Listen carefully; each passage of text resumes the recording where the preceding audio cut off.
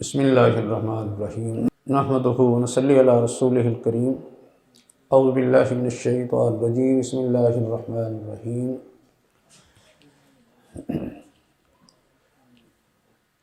یا ایھا الذین آمنوا لا تأکلوا اموالکم بینکم بالباطل الا ان تکون تجارۃ عن تراض منکم۔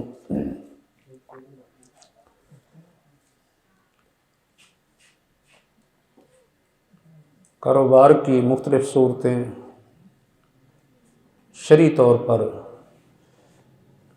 مباح اور جائز ہیں، کیونکہ معاملات میں خرید و فروخت میں اصل اباحت اور اس کا جواز ہوتا ہے، الا کہ کتاب و سنت کی کسی نص میں کسی کام کو یا کاروبار کو حرام قرار دے دیا جائے تو وہ کام کرنا شرعی طور پر حرام ہوگا۔ زمانہ جاہلیت میں بھی کاروبار کی مختلف صورتیں چلتی تھیں، جن میں بعض صورتوں کو حرام قرار دے دیا گیا اور بعض کو باقی رکھا گیا، یعنی ان کی اباحت پر ہی ان کو باقی رکھ کر ان کے کرنے کی اجازت دے دی گئی۔ جو کام یا کاروبار کے جو طریقے قبل الاسلام چلتے تھے اور نبی اکرم صلی اللہ علیہ وسلم کے عہد مبارک میں جاری رہے، ان میں ایک مضاربت اور مشارکت کا طریقہ تھا۔ مضاربت اور مشارکت کے طریقے سے کاروبار کیا جاتا تھا۔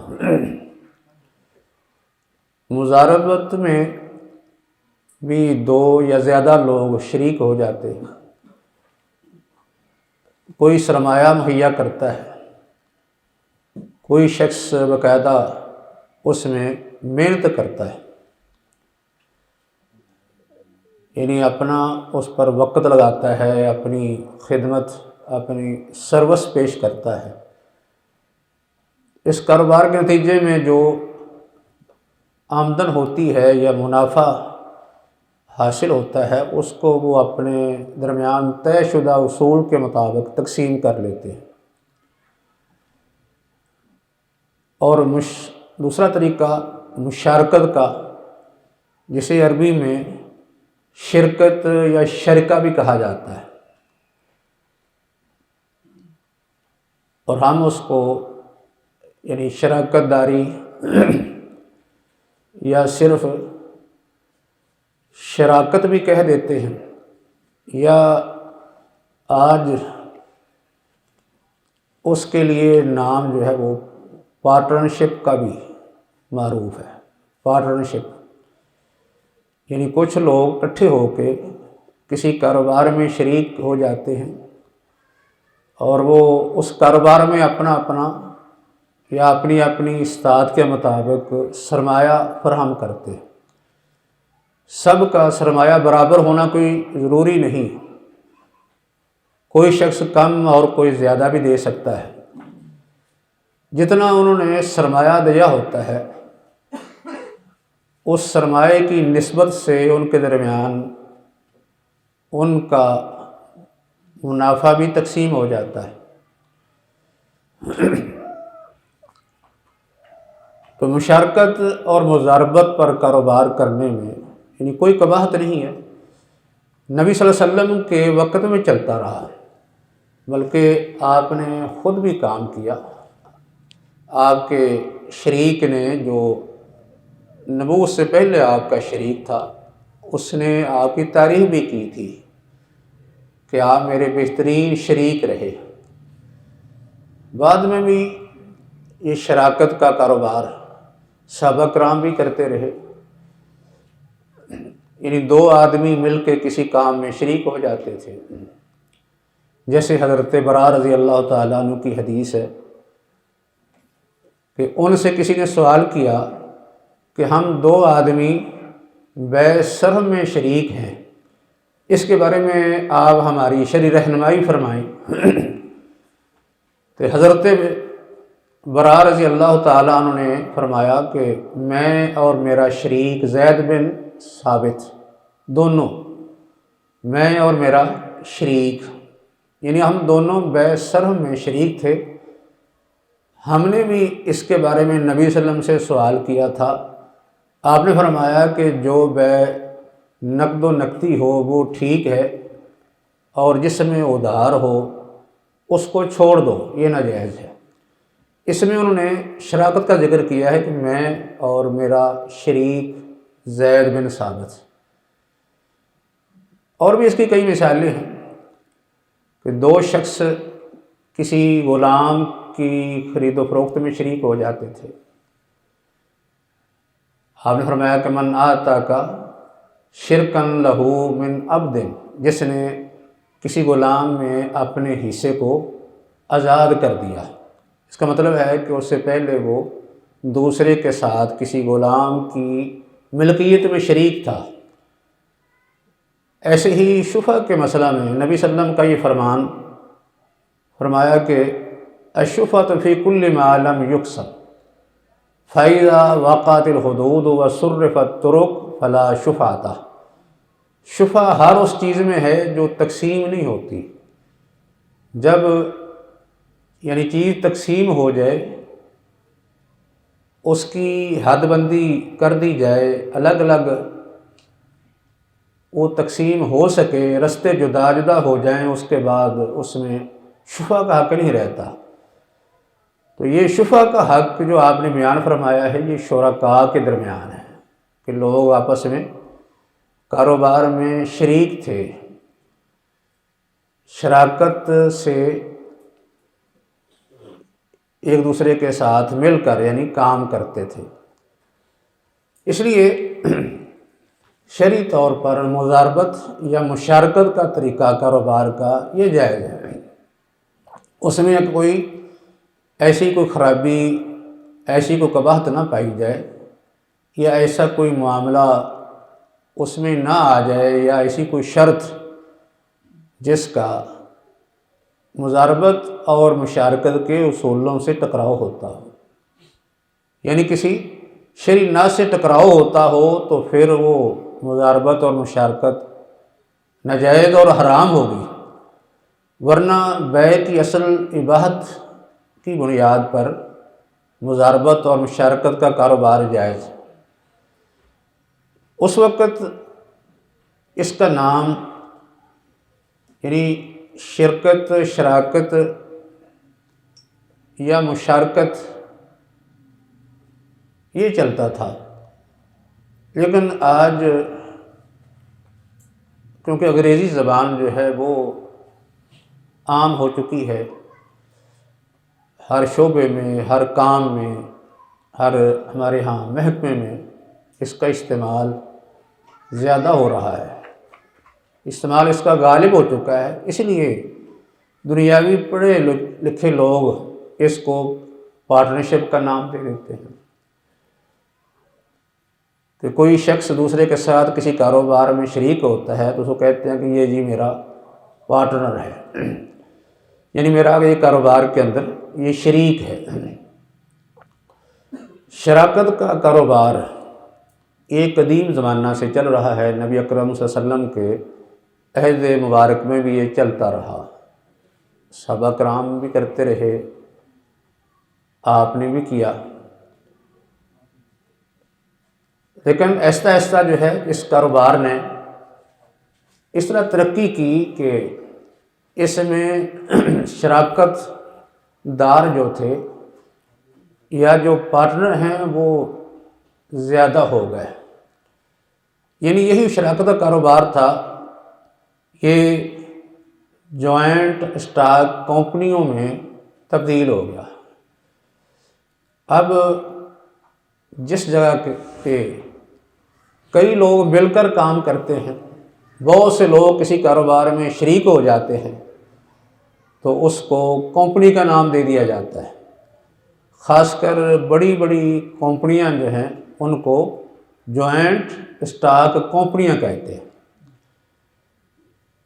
इन कंपनियों का वजूद कैसे सामने आया, कैसे ये कारोबार जो शुरू में शराकत और मुजारबत के नाम से चलते थे, बाद में जॉइंट स्टॉक कंपनियों में तब्दील हो गए।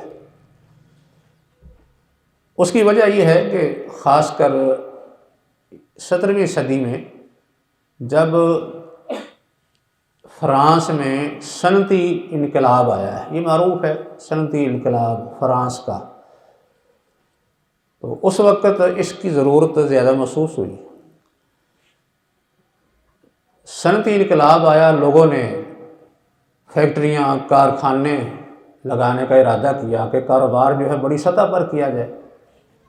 शुरू में छोटी सतह पर होता था, 2 आदमी शरीक हो गए, 3 हो गए या इससे ज़्यादा कुछ हो गए। लेकिन जब लोगों ने ये सोचा कि अब यानी सनतें बाकायदा कायम की जाएं, फैक्ट्रियाँ लगाई जाएं, इंडस्ट्रियाँ लगाई जाएं, कारखाने बनाए जाएं, ताकि ज़्यादा से ज़्यादा लोग वसी सतह पर काम करें, बहुत सी चीज़ों को तैयार किया जाए। तो ऐसी सूरत में ये काम 1 या 2 आदमी नहीं कर सकते थे कि 1, 2, 3 आदमी मिलकर जो है फैक्ट्री लगा रहे। जैसे फैक्ट्री का तस्वर बड़ा है, कारखाने का एक तस्वर बड़ा होता है, वैसे उसके लिए सरमाया भी बहुत ज़्यादा चाहिए होता है। थोड़े सरमाए से तो कोई फैक्ट्री कारखाना नहीं लगता। ज़्यादा सरमाए की ज़रूरत कैसे पूरी हो, 2-4 आदमी तो ये ज़रूरत पूरी नहीं कर सकते। इसलिए लोगों ने ये सोचा कि इसके लिए तमाम लोग, ज़्यादा लोगों को शरीक किया जाए, यानी कारोबार के अंदर ज़्यादा लोगों को शरीक किया जाए। उसका फ़ायदा क्या होगा? एक तो एक फैक्ट्री के लगाने के लिए जो सरमाया दरकार है वो आसानी से हासिल हो जाएगा। यानी जब ज़्यादा तादाद में लोग शरीक होंगे तो सरमाया भी ज़्यादा इकट्ठा हो जाएगा, आसानी से इकट्ठा हो जाएगा, किसी से कर्ज लेने की ज़रूरत नहीं पड़ती। दूसरा ये है कि जो लोग इसमें शरीक होंगे उनका भी कारोबार चल पड़ेगा। यानी कारखाने फैक्ट्री में शराकत की वजह से उनका ये कारोबार चल पड़ेगा। सरमाया लगाएंगे, उसके बाद उसमें जो मुनाफे हासिल होगा या जो प्रॉफिट आएगा, जो आमदन होगी, उससे इनको भी हिस्सा मिल जाएगा। यानी इनका अपना फ़ायदा भी है और फैक्ट्री के लिए भी ये सरमाया अगर जमा हो जाए तो ये काम आसानी से हो सकता है, फैक्ट्री लग सकती है। इसलिए ये फिर जॉइंट स्टॉक कंपनियों का तस्वर सामने आया कि ज़्यादा से ज़्यादा लोगों को इस कारोबार में शरीक किया जाए ताकि उनका भी फ़ायदा हो और जो फैक्ट्री लगाने के लिए सरमाया मतलूब है वो भी आसानी से हासिल हो जाए। इसके लिए फिर बाकायदा ऐलान किया जाता है, लोगों को इतला दी जाती है कि ये काम हम शुरू कर रहे हैं। यानी करते तो कुछ लोग हैं ना, कुछ लोग इसका इंतज़ाम करते हैं, या ऐसा आदमी करता है जिसके पास कुछ सरमाया होता है, सारा तो वो भी यानी जमा नहीं कर सकता या उसके पास मौजूद नहीं होता, किसी से कर्ज भी नहीं इतना ले सकता, इसलिए वो दूसरों को शरीक करता है। आम तौर पर यानी कुछ सरमाया रखने वाला शख्स या चंद लोग ये काम करते हैं, बाकायदा ऐलान देते हैं, लोगों को तरगीब दिलाते हैं कि इसमें आपका ये फ़ायदा होगा, आप जो है आपके लिए ये एक ज़रिया है, आमदन बन जाएगा, पैसे लगाएंगे तो इससे आपको बाकायदा हिस्सा मिलेगा।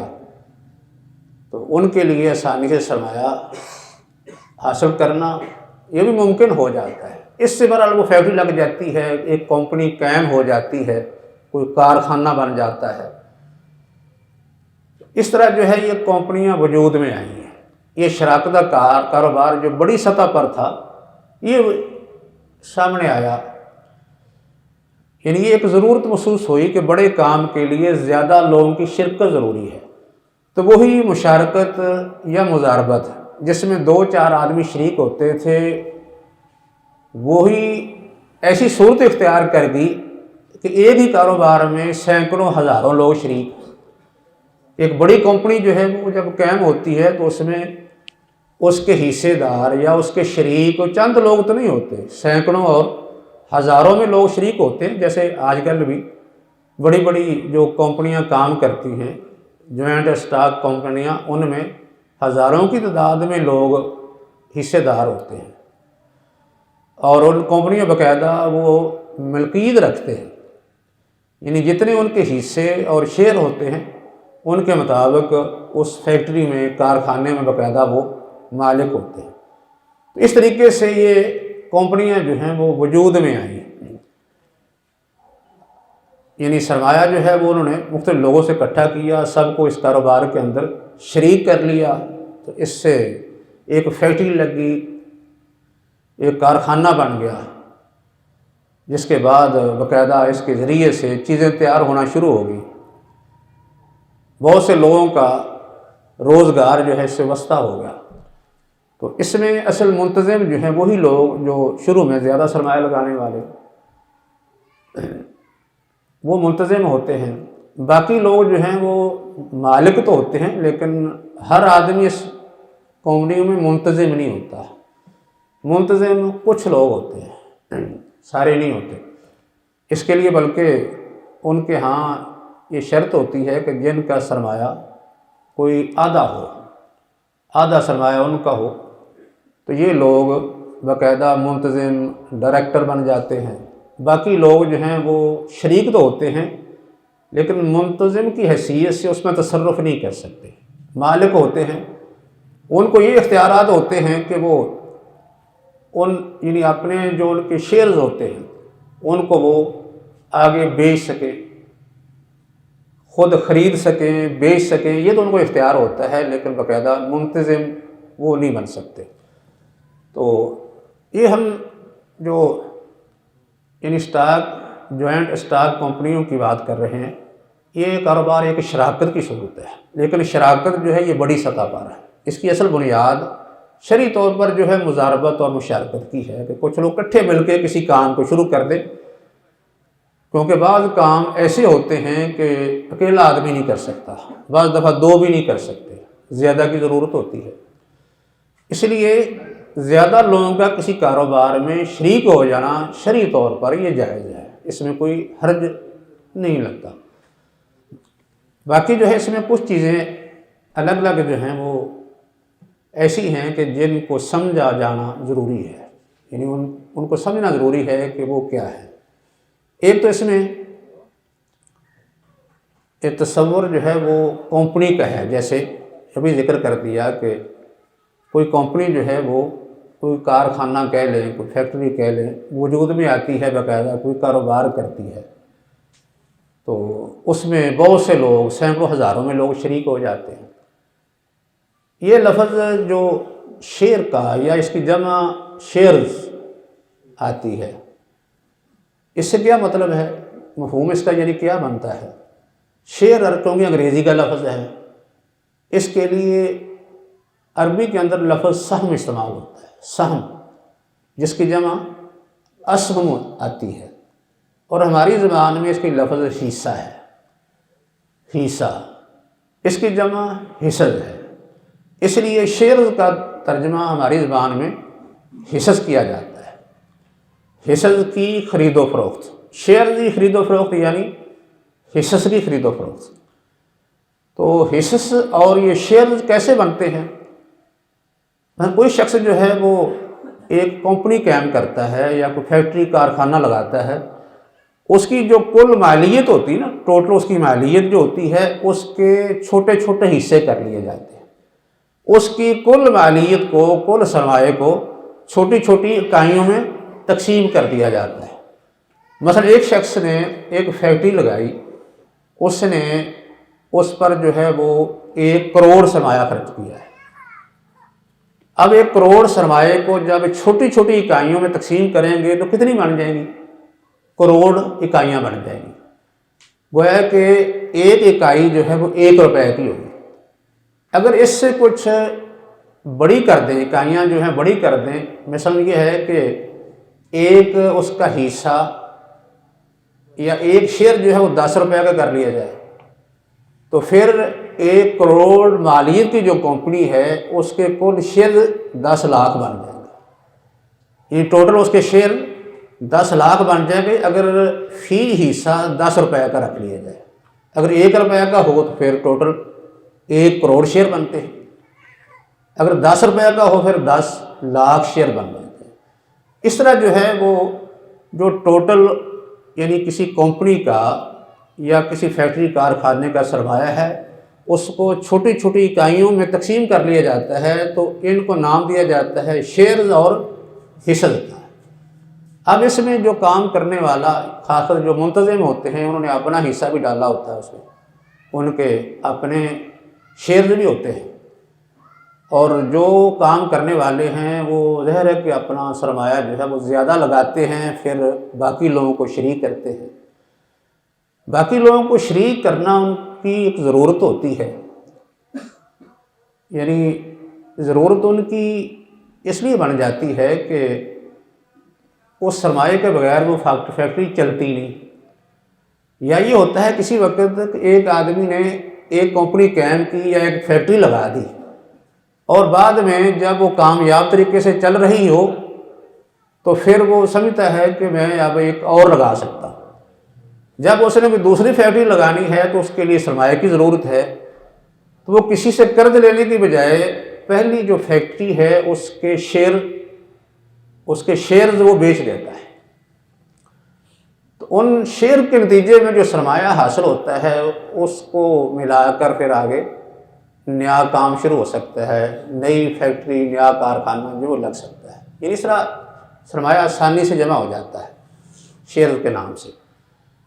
تو اس طرح طریقے سے یہ شیئر جو ہیں وہ یعنی فیکٹری کا کل جو سرمایہ ہے اس کی چھوٹی چھوٹی اکائیوں کا نام ہے، یا کل سرمایے کے چھوٹے چھوٹے اجزاء کا نام ہے، جن کو شیئرز، حصص یا اسہم کہہ دیا جاتا ہے۔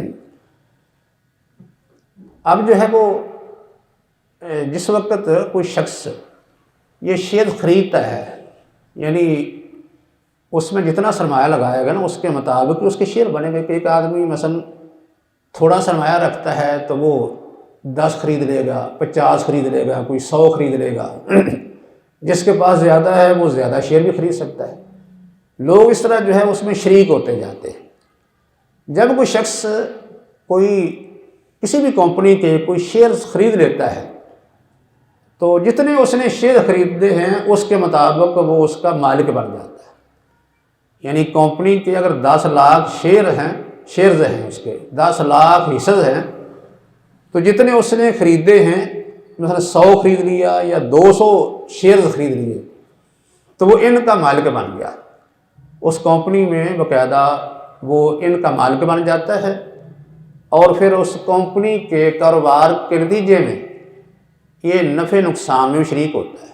اگر کمپنی خسارے میں جا رہی ہے تو اسے بھی نقصان ہوگا، اگر کمپنی جو ہے وہ فائدے میں یا پرافٹ میں جا رہی ہے تو پھر اسے بھی اس کے مطابق پرافٹ ملے گا، کیونکہ کمپنی کی جو انتظامیہ ہے وہ پابند ہوتی ہے کہ پورا حساب کتاب رکھے اور جتنے شیئر ہولڈرز ہیں سب کو پورا حساب کتاب دے، حساب پورا دینا، اپنے کاروبار کی جتنے معاملات ہیں ان کی تفصیلات باقاعدہ لکھنا، ان کا حساب رکھنا، اور جتنے اس میں حصے دار یا شیئر ہولڈر ہیں ان کے سامنے پیش کرنا یہ ان کی ذمہ داری ہے۔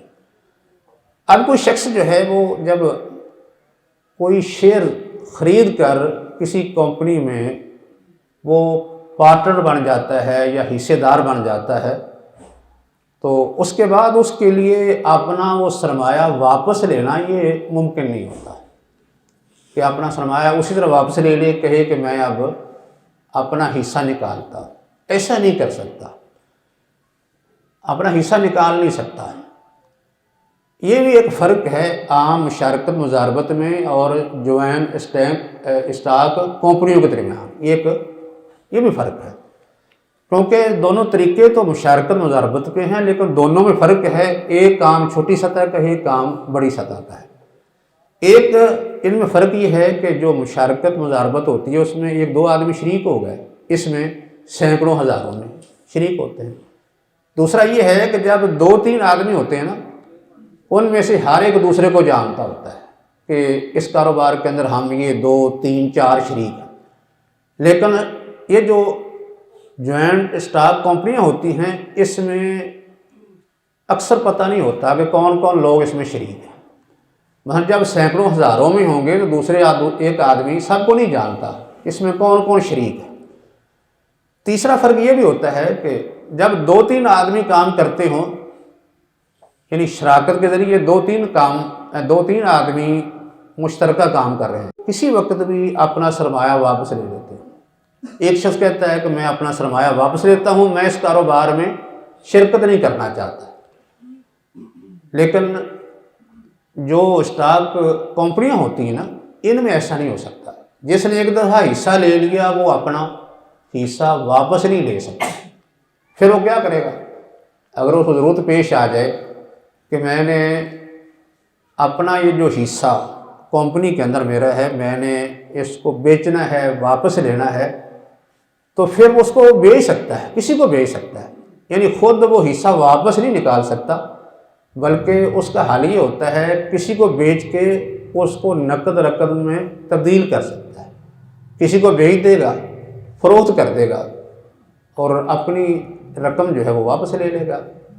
اس میں وہ رقم کم بھی ہو سکتی ہے، زیادہ بھی ہو سکتی ہے۔ جو کمپنی کے اندر اس نے پیسہ لگایا ہے، اس کے بعد کمپنی نے ترقی کی ہے، منافع کمایا ہے، تو اس کے شیئر جو ہیں وہ زیادہ مہنگے ہو گئے، تو اب وہ بیچے گا تو اس کو پیسے زیادہ ملیں گے، اپنے حصص کے پیسے اس کو زیادہ ملیں گے۔ لیکن اگر خدا نخواستہ کمپنی خسارے میں چلی گئی تو پھر اس کو اپنے اصل سرمایے سے، جو اس میں اس نے سرمایہ لگایا تھا یا اس کے جو حصے بنتے ہیں، ان میں پھر ان کی رقم کم ملے گی۔ تو یہ یعنی ایک تیسرا فرق ہے کہ جب کوئی مشارکت مضاربت کا کام ہو تو اس میں کیونکہ کچھ لوگ ہوتے ہیں دو تین، تو ایک شخص اپنا سرمایہ اسی طرح واپس کر سکتا ہے، لیکن اس میں ایسا نہیں ہو سکتا۔ دوسرا یہ ہے کہ عام جو شراکت ہوتی ہے اس میں دو تین آدمی یا چار شریک ہوتے ہیں، تو وہ سارے کے سارے اس میں اپنا تصرف بھی کرتے ہیں۔ یعنی ہر آدمی سمجھتا ہے کہ میں بھی برابر شریک ہوں، وہ بیچ سکتا ہے، کوئی چیز خرید سکتا ہے، اپنا تصرف اس میں کر سکتا ہے۔ لیکن یہ جو کمپنیاں ہیں بڑی، یعنی بڑی جو کمپنیاں ہیں شراکت کی، جن کو جوائنٹ اسٹاک کمپنیاں کہتے ہیں، اس میں ہر آدمی تصرف نہیں کر سکتا، ہر آدمی خرید و فروخت نہیں کر سکتا، کیونکہ اگر یہ اختیار دے دیا جائے تو کمپنی کا کام چل نہیں سکتا۔ لوگ سینکڑوں ہزاروں میں ہیں، ہر آدمی اپنا تصرف شروع کر دے، الگ خرید و فروخت شروع کر دے تو کمپنی قائم نہیں رکھ سکتی۔ اس لیے اس میں اختیار جو ہے وہ چند لوگوں کو ہوتا ہے، جن کا سرمایہ جو ہے وہ تقریباً 50% تک اس میں ہوتا ہے، وہی اس میں اختیار رکھتے ہیں کہ وہ خرید و فروخت کریں، اس میں تصرف کریں۔ ہر ایک کو اس میں تصرف کا اختیار نہیں دیا جاتا۔ اب جو ہے کوئی شخص جب اپنا حصہ جو ہے وہ کسی کو بیچنا چاہتا ہے، تو ضرورت پیش آتی ہے نا کسی وقت کہ وہ چاہتا ہے کہ میں نے کمپنی میں حصہ ڈالا ہوا ہے، تو اب مجھے ضرورت پڑ گئی ہے سرمایے کی، اس کے بغیر میرا کام نہیں چلتا، میں نے اپنا سرمایہ یا اپنا حصہ واپس کرنا ہے، تو واپس ہو نہیں سکتا۔ کمپنی اگر تحلیل ہو جائے نا، ویسے ہی کمپنی ختم ہو جائے، اگر کمپنی کو ختم ہو جاتی ہے تو اس وقت تو ہر حصے دار کو یا شیئر ہولڈر کو اس کا حصہ مل جائے گا، کمپنی تحلیل ہو جائے، ختم ہو جائے کسی وجہ سے۔ لیکن اگر کمپنی باقی رہتی ہے تو پھر کسی کو اس کا حصہ واپس نہیں ہو سکتا، وہ آگے بیچ سکتا ہے۔ اور دوسرا یہ بھی ہوتا ہے کہ کسی وقت کوئی شخص دیکھتا ہے کہ کمپنی جو ہے وہ بڑی ترقی کر رہی ہے، اس کا بڑا کاروبار جو ہے وہ بڑھ رہا ہے، وسیع ہو رہا ہے، بہت زیادہ یہ پرافٹ اور منافع کما رہی ہے، اس وقت اس کا دل چاہتا ہے کہ میں بھی اس میں شرکت کروں۔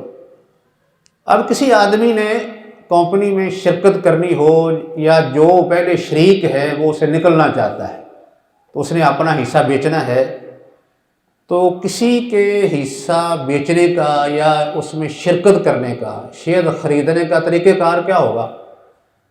اس کے لیے عام چیزوں کی طرح وہ دکان پہ یا بازار میں تو نہیں جا سکتا، اس کے لیے کمپنیوں نے جو ہے باقاعدہ ایک بازار بنایا ہے، ایک بازار بنایا ہوتا ہے اپنا۔ اس بازار کا نام کیا ہوتا ہے؟ اسٹاک ایکسچینج یا اسٹاک مارکیٹ، یعنی اس کو اسٹاک ایکسچینج یا اسٹاک مارکیٹ کہتے ہیں۔ اس میں لوگ جا کے پھر حصص کی خرید و فروخت کرتے ہیں، جس نے بیچنا ہے وہ بیچ دیتا ہے، جس نے خریدنا ہے وہ خرید لیتا ہے۔ وہاں اس کاروبار کی پوری تفصیلات موجود ہوتی ہیں، یعنی کاروبار کی جو تفصیلات ہیں یہ کمپنی کی انتظامیہ پیش کرنے کی پابند ہوتی ہے، اپنے کاروبار کی جملہ تفصیلات اس میں بیان کرتی ہے، اور سب کچھ جو ہے وہ شیئر ہولڈر کے سامنے پیش کرتے ہیں۔ اسٹاک ایکسچینج میں یا اسٹاک مارکیٹ میں یہ ساری تفصیلات پیش کر دیتے ہیں، اور ان تفصیلات کو کیا کہتے ہیں؟ یہ کمپنی کا پراسپیکٹس ہے، یہ کمپنی کا پراسپیکٹس کہلاتا ہے۔ اس میں پوری تفصیلات ہوتی ہیں تاکہ ہر آدمی کو پتہ ہو کہ کمپنی کا کتنا ٹوٹل سرمایہ ہے، کتنی جو ہے وہ اس کی آمدن ہے، کتنا منافع ہے، کتنا اس کا کوئی خسارہ ہے، جو کچھ ہے وہ سب کچھ اس پراسپیکٹس کے اندر موجود ہوتا ہے، تاکہ خریدنے والا بیچنے والا اس کو دیکھ لے، اور یہ کمپنی کی انتظامیہ جو ہے یہ کام کرتی ہے۔ اور یہ ساری تفصیلات کے بعد پھر جس نے شیئر بیچنے ہوتے ہیں وہ بیچ لیتا ہے، جس نے خریدنے ہیں وہ خرید لیتا ہے۔ اور اس میں پتہ کیسے چلتا ہے کہ یہ آدمی شیئر ہولڈر ہے؟ اس کے لیے جو ہے باقاعدہ کمپنی کوئی رسیدیں جاری کرتی ہے، یعنی ایک ضمانت کے لیے، سند کے لیے باقاعدہ رسیدیں جاری کرتی ہے جو آدمی کے پاس موجود ہوتی ہے۔ جیسے آج کل ہمارے پاس کوئی نہ کوئی ثبوت چاہیے نا، یا تو کوئی کارڈ ہوتا ہے یا کوئی رسید ہوتی ہے، ہم دکھا کر کسی کو ثابت کر سکتے ہیں کہ میرا فلاں چیز میں حصہ ہے یا فلاں چیز میں میرا حق ہے، وہ میں لینے کے لیے آیا۔ اگر کوئی شخص جو ہے وہ بینک میں جاتا ہے تو اس کے پاس چیک نہیں ہوتا، ویسے جا کے کہہ دے کہ بینک سے میں نے پیسے لینے ہیں تو کوئی نہیں دے گا، لیکن چیک لے کے جائے گا تو پھر یہ ثبوت ہے نا، اس کے پاس رسید ہے، وہ دکھا کے وہ پیسے لے سکتا ہے۔ اسی طرح جو شیئر ہولڈر ہوتے ہیں ان کے نام بھی کمپنی باقاعدہ کچھ سرٹیفکیٹ جاری کرتی ہے یا رسیدیں جاری کرتی ہے، تاکہ ضمانت اور سند ان کے پاس رہے کہ ہم اس کمپنی کے حصے دار ہیں، ہمارا بھی یعنی ہماری بھی اس کے اندر ملکیت ہے۔ تو اسی کی بنیاد پر پھر وہ خرید و فروخت ہوتی ہے۔ اور یہ جو ان کے پاس سرٹیفکیٹ ہوتے ہیں یا جن کو رسیدیں وغیرہ کہتے ہیں، یہ دو طرح کی ہیں۔ بعض تو وہ ہیں جن کے اوپر باقاعدہ نام لکھا ہوتا ہے، ان کے طرف یعنی جو اصل مالک ہے نا اس کا نام لکھا ہوتا ہے، شیئر ہولڈر کا نام وغیرہ لکھا ہوتا ہے، اس کے نام یعنی سے وہ جاری ہوتی ہے، تو دوسرا پھر اس کو استعمال نہیں کر سکے گا۔ لیکن دوسرا ان کا مالک نہیں، جس کا نام ہے وہی مالک ہے۔ ان کو کیا کہتے ہیں؟ یہ شیئر سرٹیفکیٹ ہے، یہ شیئر سرٹیفکیٹ ہوتے ہیں۔ اور کچھ ایسے ہوتے ہیں کہ جن کے اوپر نام نہیں لکھے ہوتے، یعنی وہ بھی سرٹیفکیٹ تو ہوتے ہیں لیکن نام نہیں لکھے ہوتے۔ اس کا مطلب یہ ہوتا ہے کہ وہ جس کے پاس ہے وہی اس کا مالک ہے، جس کے پاس وہ سرٹیفکیٹ ہو وہی اس کا مالک ہے۔ اس کو جو ہے وہ کیا کہتے ہیں؟ یہ بیرر، ایک ہے شیئر، ایک ہے بیرر، یعنی بیرر یہ جس کے اوپر نام نہیں ہوتا اس کو بیرر کہہ دیتے ہیں۔ یعنی مطلب یہ ہوتا ہے کہ متعین شخص مالک نہیں، جس کے پاس رسیدیں ہیں وہی مالک ہے۔ لیکن اگر کسی کا نام لکھا ہوا تو پھر یہ شیئر سرٹیفکیٹ پھر جس کا نام ہے وہی مالک ہے، دوسرا شخص پھر استعمال نہیں کر سکتا۔ تو بہرحال یہ ہر شیئرز کی خرید و فروخت کا یہ طریقہ ہے۔ ایک تو شیئرز جو ہیں ان کی وضاحت ہوگی کہ شیئر ہیں کیا، پھر یہ ہے کہ اس کے بعد ان کو بیچنے خریدنے کا طریقہ کار کیا ہے، کیونکہ کوئی شخص اپنا حصہ ویسے تو لے نہیں سکتا، آگے بیچ کے اپنے حصے کو نقدی میں تبدیل کر کے اپنی ضرورت کے لیے استعمال کر سکتا ہے اگر وہ کمپنی سے نکلنا چاہتا ہے تو۔ اس لیے اس میں پھر ان کے پاس جو سرٹیفکیٹ رسیدیں ہوتی ہیں ان کی بنیاد پر، اور جو کمپنی کا انتظامیہ کی طرف سے پراسپیکٹس ہوتا ہے جس میں پورا سارا جو ہے وہ حساب کتاب اور جملہ تفصیلات موجود ہوتی ہیں، ان کی بنیاد پر اسٹاک مارکیٹ کے اندر خرید و فروخت ہوتی ہے۔ اور بڑے بڑے شہروں میں جہاں یہ کاروبار ہوتے ہیں وہاں اسٹاک کمپنیاں موجود ہیں، اسٹاک مارکیٹ یا یہ بازار حصص ان کو کہتے ہیں، یہ موجود ہوتے ہیں۔ جس طرح کراچی ہے، لاہور میں خاص کر لاہور کے اندر بھی اسٹاک مارکیٹ موجود ہے، تو اس طریقے سے خرید و فروخت ہوتی ہے۔ اب جو ہے اس میں مسئلہ یہ ہے کہ یہ بات سمجھ آ گئی کہ یہ کمپنیاں کیسے یعنی کام کرتی ہیں، جس میں ہزاروں سینکڑوں لوگ جو ہیں وہ شریک ہو جاتے ہیں، اور ہر آدمی باقاعدہ جتنے وہ اس کے حصص ہوتے ہیں ان کا مالک ہوتا ہے، یہ باقاعدہ مالک بن جاتا ہے، اور وہ ان کو آگے بیچ بھی سکتا ہے، کچھ شخص نیا اس میں شامل بھی ہو سکتا ہے، خرید سکتا ہے۔ تو اب جو ہے ان کی خرید و فروخت کا حکم کیا ہے؟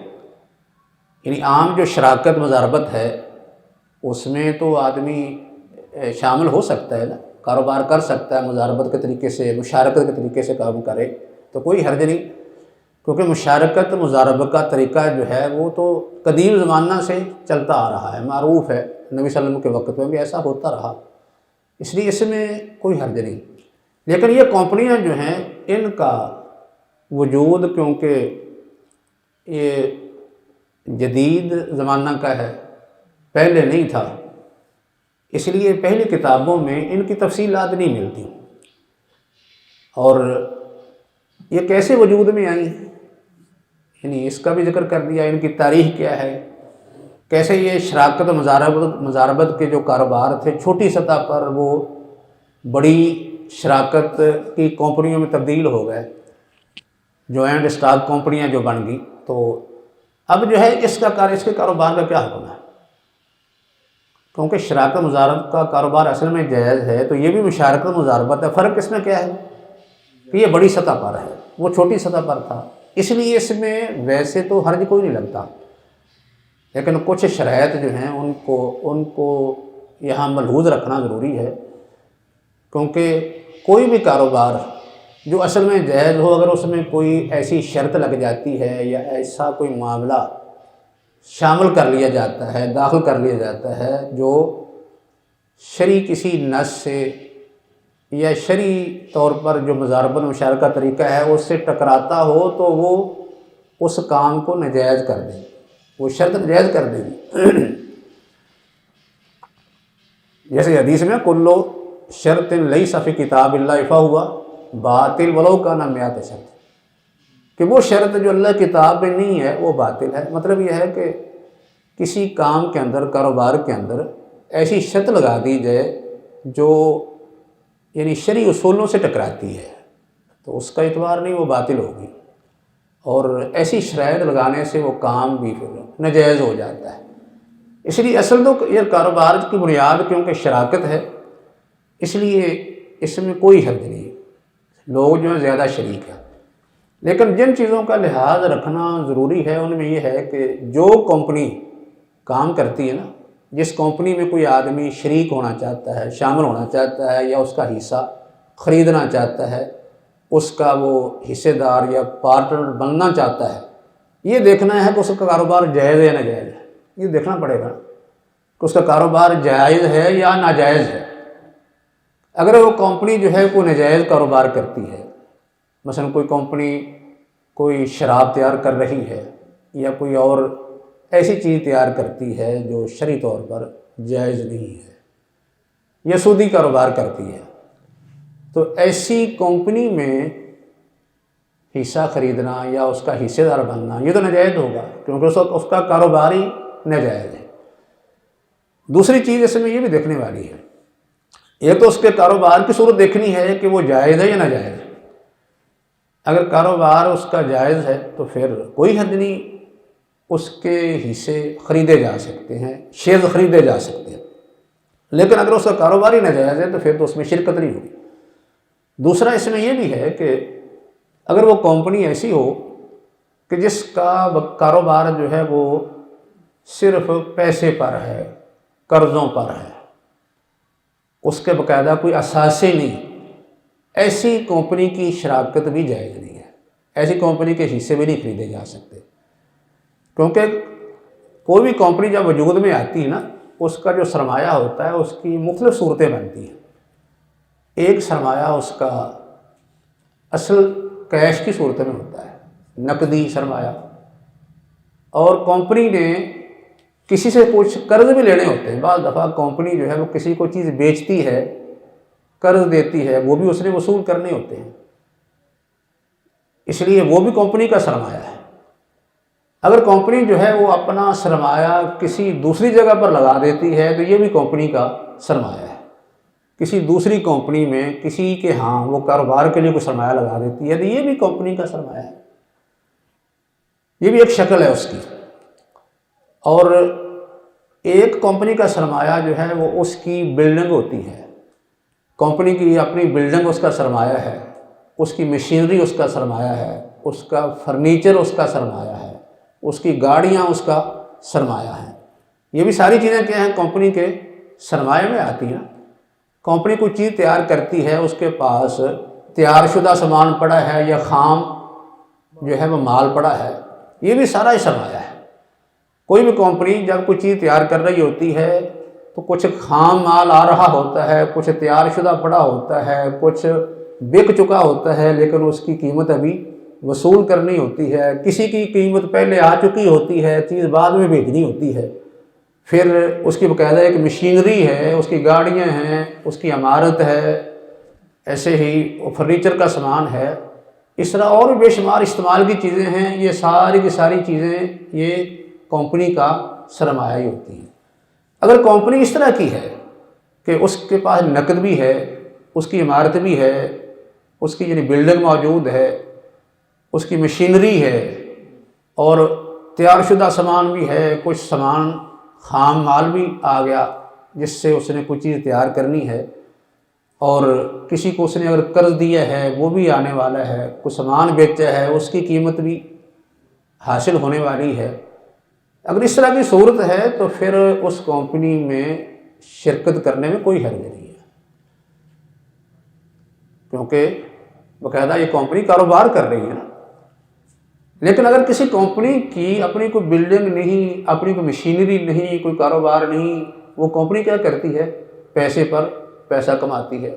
جیسے بعض دفعہ ایسی کمپنیاں قائم ہو جاتی ہیں، لوگوں سے پیسہ اکٹھا کرتی ہیں، کہتے ہیں کہ ہم کاروبار کرتے ہیں۔ تو کاروبار کیسے کرتے ہیں؟ یعنی پیسے پر پیسہ، سود دے دیا، سود پر وہ اپنا پیسہ دیتے ہیں، سود کما رہے ہوتے ہیں اور جتنے اس میں شراکت دار ہیں ان کو بھی کھلا رہے ہوتے ہیں۔ اگر ایسی صورت ہو کسی کمپنی کی تو اس میں شراکت ناجائز ہوگی۔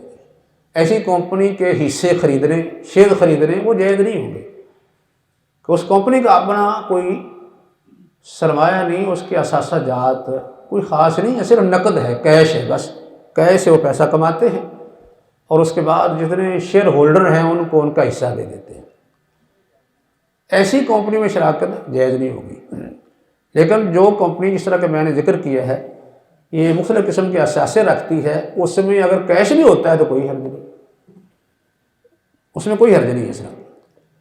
بعض لوگ جو ہیں وہ اس بنیاد پر ہی کمپنیوں کے شیئر خریدنا بیچنا یہ حرام قرار دیتے ہیں، یعنی اس کو ناجائز کہتے ہیں۔ وہ کہتے ہیں کہ یہ جو رسیدیں ہوتی ہیں یہ اصل میں قرض کی دستاویز ہے بس، یعنی آپ نے کمپنی کو قرض دیا ہے اور اس قرض کے بدلے میں کمپنی آپ کو پرافٹ دے رہی ہے، جو اصل میں پرافٹ نہیں بلکہ سود ہے۔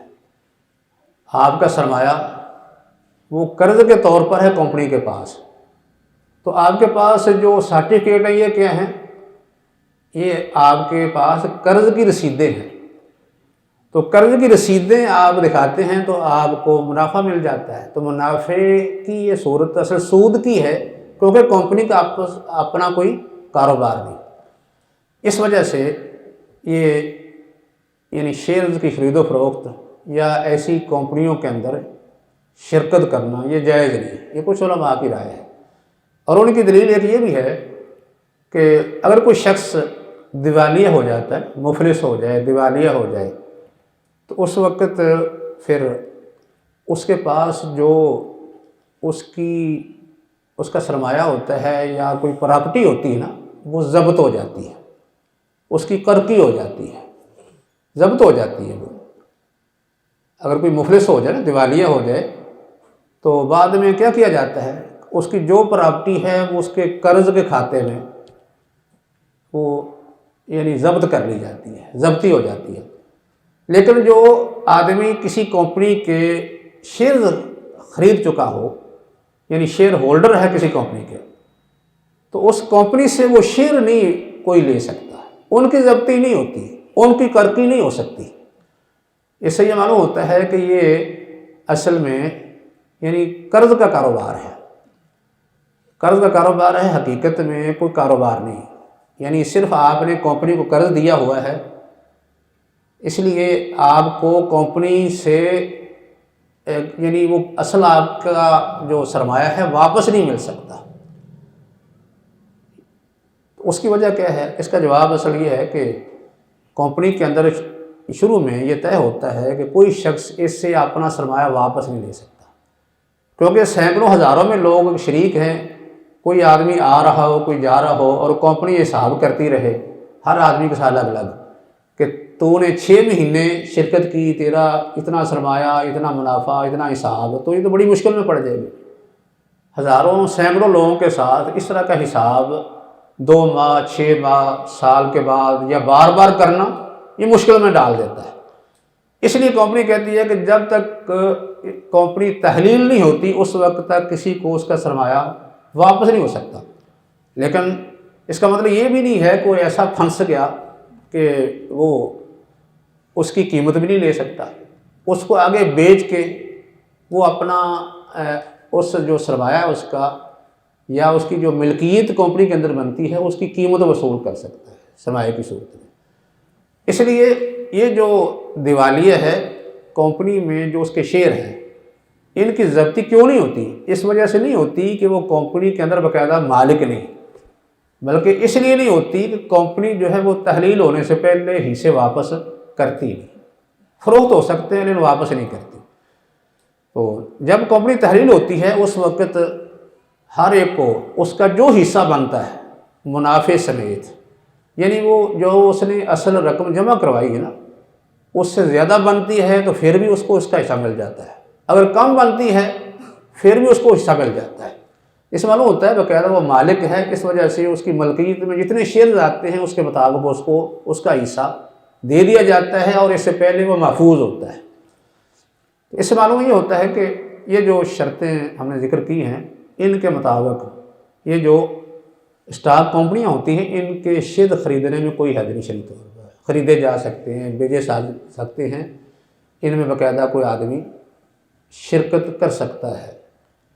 لیکن یہ 2 شرطیں بنیادی یہ سامنے رکھنی، ایک تو کاروبار اس کا جائز ہونا چاہیے، دوسرا ہے کہ اس کے پاس صرف نقد اور کیش نہیں بلکہ دیگر اس کے اثاثہ جات بھی ہوں، باقاعدہ کمپنی جو ہے وہ کام کر رہی ہے، کوئی چیز تیار کر رہی ہے اور اس کی عمارت، بلڈنگ، یہ ساری چیزیں موجود ہیں، تو پھر اس کے حصے یا شیئر خریدنے میں شرعی طور پر کوئی قباحت نہیں، یہ کہ شراکت کی ذرا یہ کاروبار ہے۔